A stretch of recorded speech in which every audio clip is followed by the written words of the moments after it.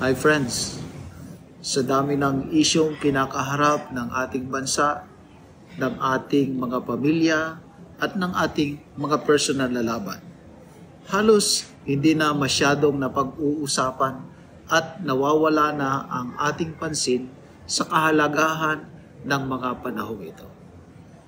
Bagaman hindi natin sinasabi at hindi itinuturo ng banal na kasulatan na ang mga panahong ito ay siyang panahon ng kapanganakan ng ating Panginoong Hesukristo, ay mabuti pa rin ating punitin ang mga isyong bumabalot ngayon sa ating mga isipan ng mga bagay tungkol sa layunin ng pagdating ng ating Panginoong Jesus dito sa lupa.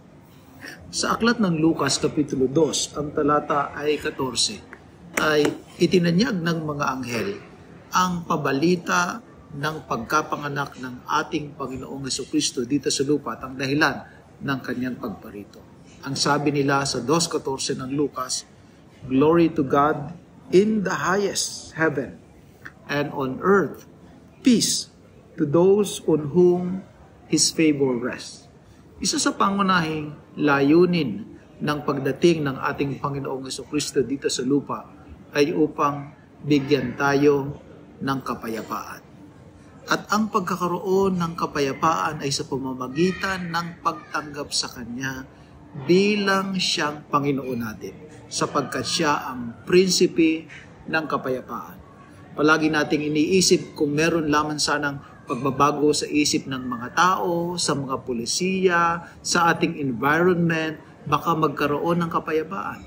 Ngunit batid ng Diyos ang solusyon sa ating pangangailangan ng kapayapaan. Walang iba kundi ang prinsipe ng kapayapaan, the Prince of Peace, ang ating Panginoong Jesus. Malugod ko pong muling iniaalok sa inyo na tanggapin ang solusyon ng langit sa pagkakaroon ng kapayapaan. Walang iba kundi si Jesus.